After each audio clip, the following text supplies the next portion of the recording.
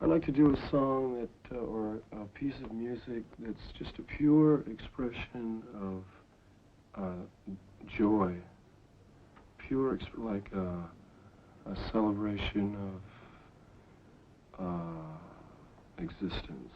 You know? Early morning, Paris, July 3rd, 1971. Jim Morrison lays motionless in a clawfoot tub, lips blue, trace foam in his beard, as firemen break open a bathroom door and discover the scene of his final moments. A local doctor writes off the young star's death as heart failure. The police suspiciously wave off an autopsy, and a cedar coffin disappears into Père-Lachaise before the other members of the Doors even get a chance to clear airport customs to attend his burial. 5 decades later, fans still ask themselves why this happened, because nothing about that rushed goodbye made any sense. Here's where the mystery thickens. Around 11 p.m. on his last night, Jim steps into the Rock and Roll Circus, a cellar club near Les Halles. The story splits into two. One version says he knocks back 2 double rums, heads to the restroom, and never walks out. Club manager Sam Bernett swears dealers carried the already limp singer to a taxi and staged a quiet bathtub scene back at Rue Beautreillis. The official version says Jim and girlfriend Pamela Courson watched a film at home. He went to take a bath to ease a cough, then slipped and stayed below the water as dawn arrived.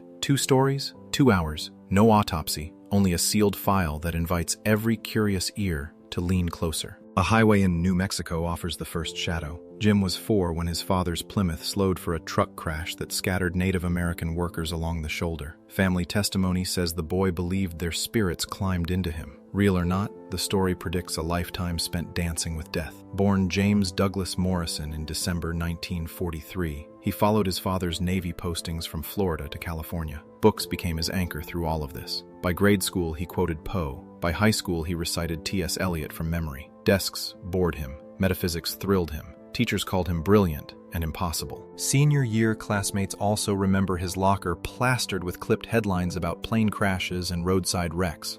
Jim said disasters showed the unvarnished face of truth, a line that later morphed into the raw imagery of the end and when the music's over, his collection of songs that made radio censors sweat but kept AM listeners glued to the dial. College changed the music. Jim enrolled at the University of California, Los Angeles film program. He shot silent shorts in graveyards and memorized countless poems. In the summer of 1965, Ray Manzarek spotted him on Venice Beach, humming a fragment titled Moonlight Drive. 2 days later, they formed The Doors with guitarist Robbie Krieger and drummer John Densmore. The name came from Aldous Huxley's The Doors of Perception, and Jim announced their mission, break through to the other side.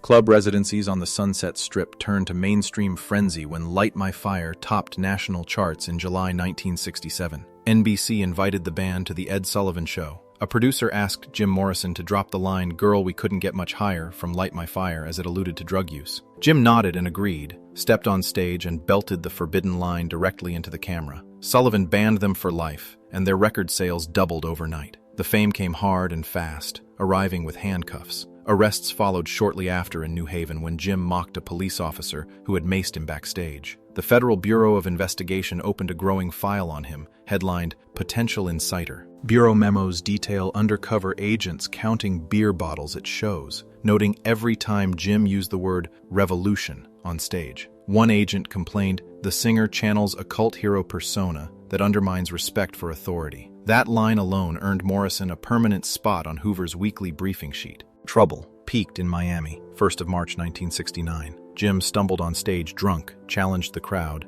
and allegedly exposed himself. Photos never proved the moment, yet prosecutors charged him with lewd behavior. Conviction carried 4 months of hard labor. Jim appealed but understood he had a real risk of trading microphones for prison walls. The weight gain, the beard, the slurred interviews of 1970 reflected a man slipping from his own myth. Vince Traynor, the Doors' road manager, kept a logbook of every city, hotel, and substance consumed on the tour. His Miami entry only read, "Chaos, lost count." Yet Traynor later told a podcaster he boxed up unused reels of that night's soundboard, fearing they might be subpoenaed. Those reels remain unplayed in a private storage unit outside Santa Cruz. Court reporters later called the Miami trial pure theater. Jurors gasped at grainy slides, the prosecutor brandished leather trousers in evidence, and defense counsel played Light My Fire on a portable turntable to prove the crowd atmosphere was already chaotic. Newspapers ran daily sketches of Jim scribbling poems at the table instead of notes. an image that hardened public opinion before the verdict even arrived.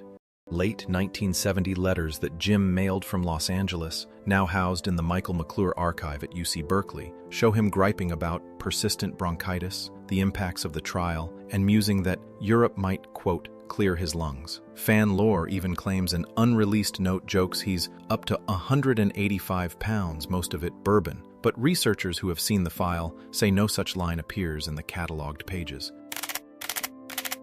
The Lizard King had clearly been left shaken up by the Miami ordeal.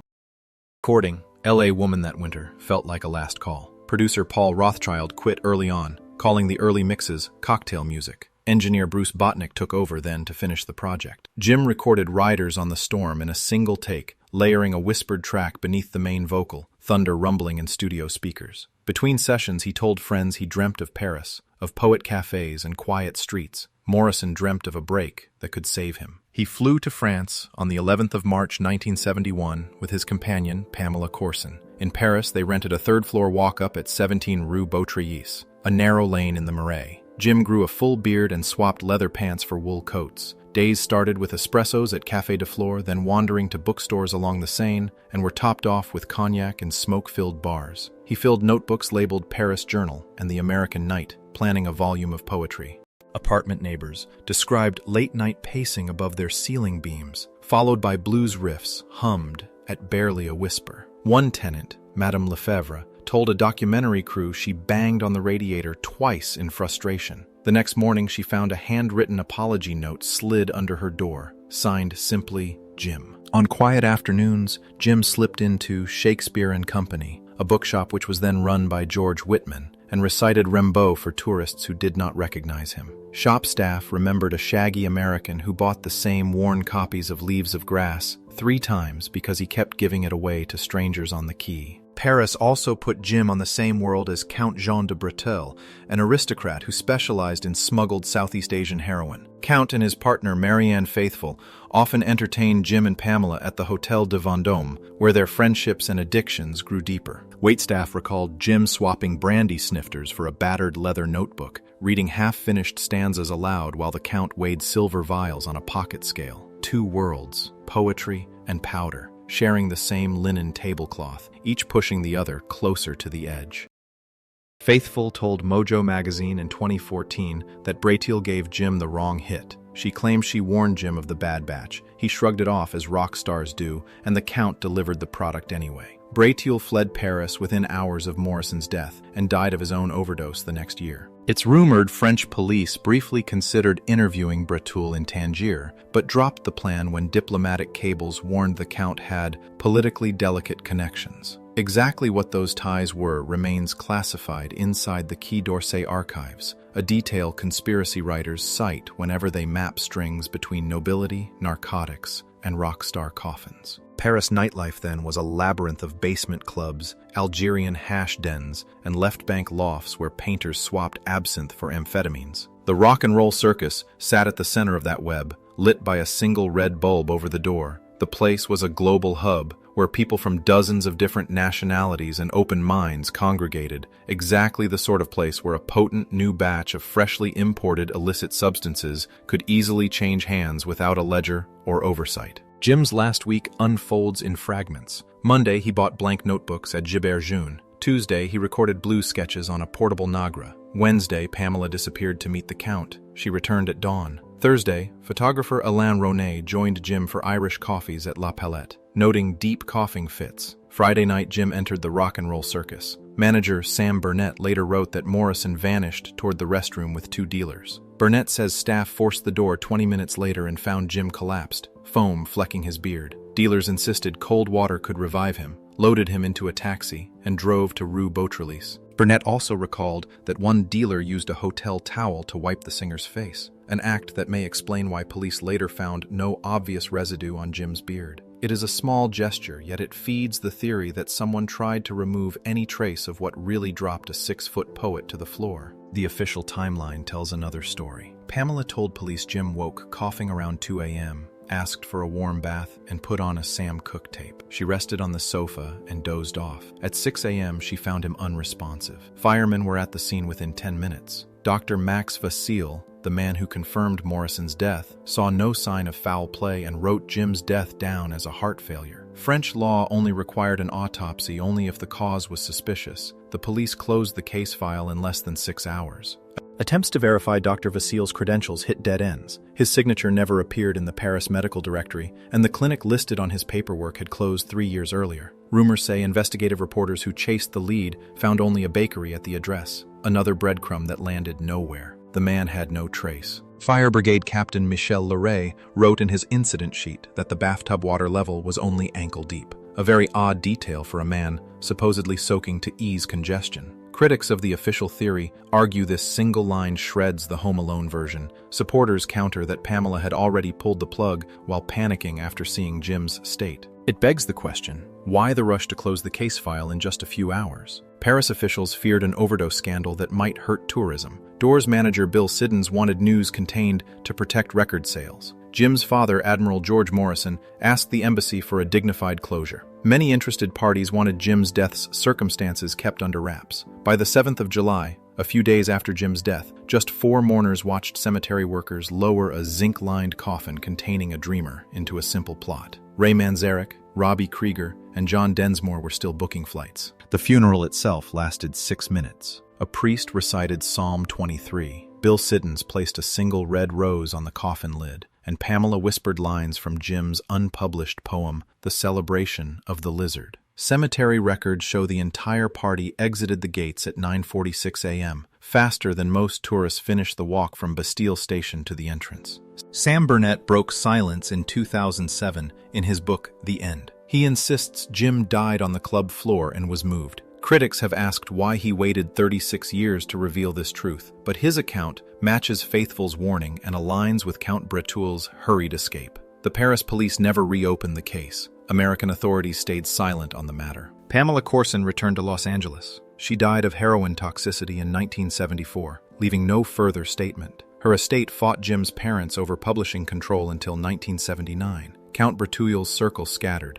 many turning up in overdose reports through the 70s. Marianne Faithfull survived, but carries the story like a weight, wondering what the world would be if that night had gone differently. The surviving Doors reunited in 1978 to build An American Prayer, weaving Jim's taped poetry into new instrumental tracks. The album went platinum in the United States by 1985 and earned a Grammy nomination for Best Spoken Word Recording, proving that even 7 years after his death, the public still showed up to hear Morrison's voice, as it continues to do nowadays. Mystery and mystique dominate the story. Some followers believe Jim staged his own death, citing his admiration for poet Arthur Rimbaud, who faked a disappearance at 19. Claimed sightings of the Lizard King range from a New York cafe in 1976 to an Oregon timber camp in 80s newspaper clippings. Whether this is just a theory or something closer to the truth is up to you. But the thought that Jim rocked on for many more decades in anonymity after that fateful night in 71 grants thousands of fans comfort. What does exist is the cultural aftershock.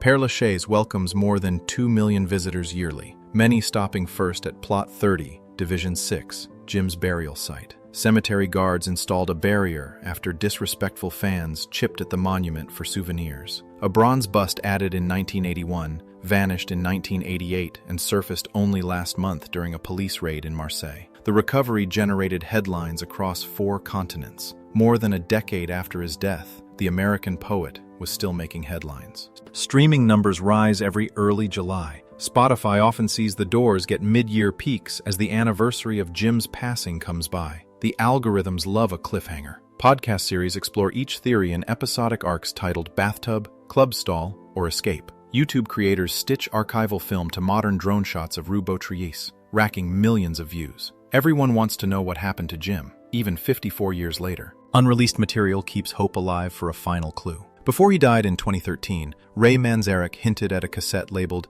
J. Paris Roughs. He said it contained street sounds and spoken poems, and perhaps the last words Jim ever recorded. The tape is still locked in legal limbo between estates. Collectors have offered 6-figure sums without even hearing a second of it.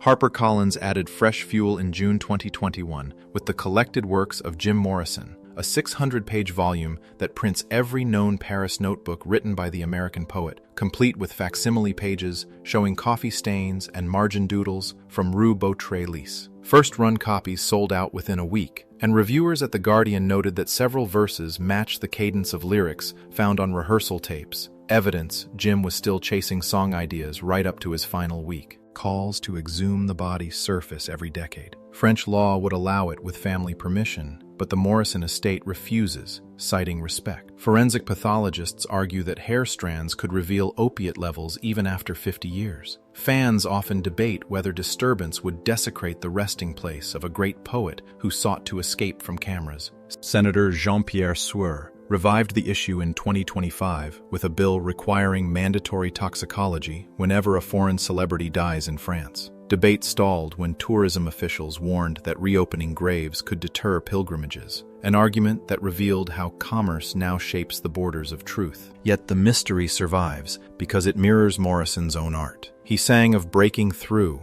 of riders on storms, of roads without ends. By dying in a room that left no forensic trail, he turned himself into an everlasting open door. Each unanswered detail is an invitation for listeners to step across. Picture Rue Beautreillis at dawn. Imagine a taxi stopping, two men lifting an unconscious singer. Or imagine a bearded poet singing Sam Cooke to bathroom tiles. One image may be true, the other legend, but together they create the tension that keeps fans without resolution. The only fingerprints left are on the vinyl. Every needle drop asks the same question that Paris neglected. What really happened to Jim Morrison? Choose a timeline, and the story bends around you. Accept the heart failure report, and the case closes, but leaves emotional loose ends. Believe the club stall theory, and you see negligence and panic in equal measure. Dream of a staged escape, and the poet remains forever on the road. The one certainty is that mystery sells records, fuels pilgrimages, and keeps the Lizard King alive in collective memory. So the next time